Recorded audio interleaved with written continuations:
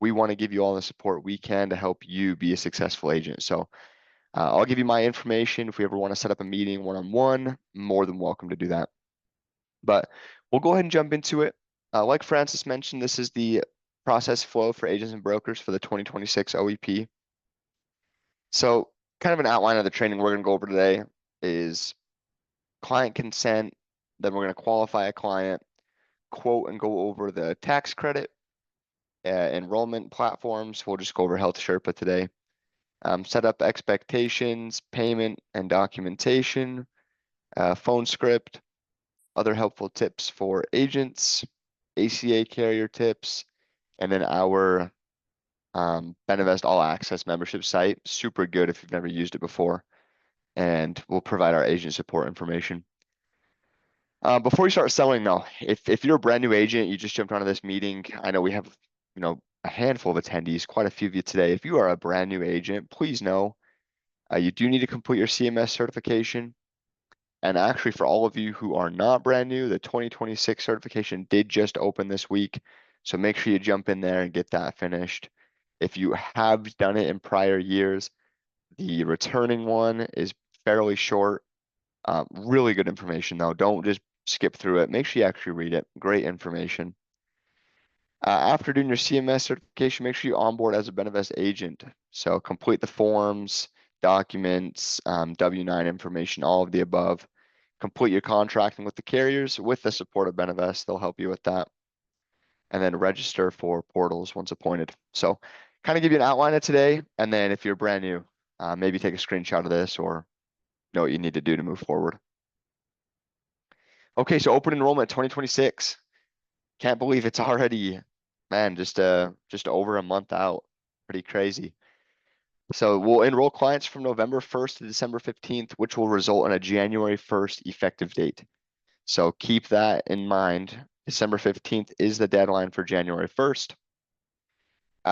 This year, we'll be able to enroll clients up to January 15th. However, any date after December 15th will result in a February 1st effective date.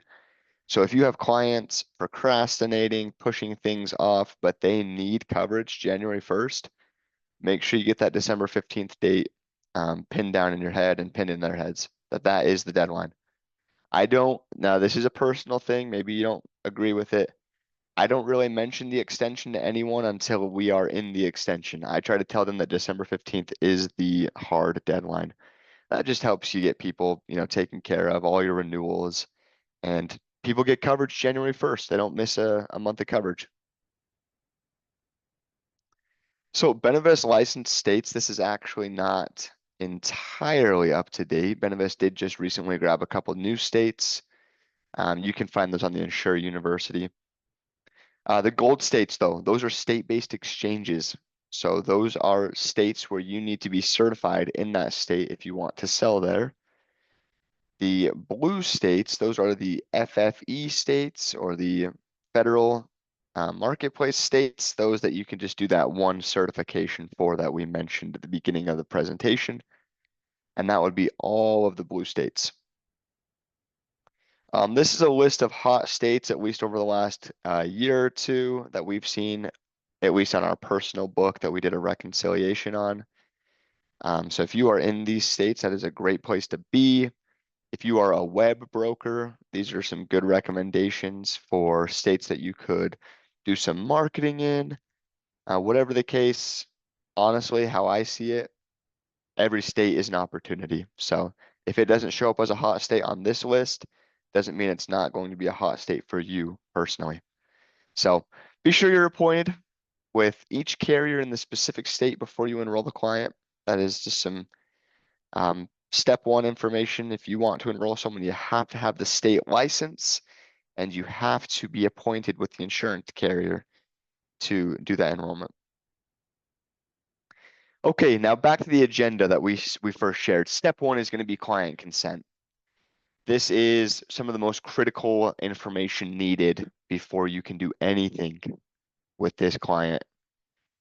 So you obtain consent and document receipt of consent from the qualified individuals, qualified employers, or qualified employees prior to, keep in mind, assisting with or facilitating enrollments through the marketplace, making updates to an existing application or enrollment, or assisting an individual with applying for advance payments of the premium tax credit and the CSRs for qualified health plans. So how do we obtain consent? There's a few ways we can do that. If you talk to people on a recorded phone line, that is great. Make sure that you have the right verbiage, make sure that you are saying the right things, but a recorded phone line is completely appropriate for consent.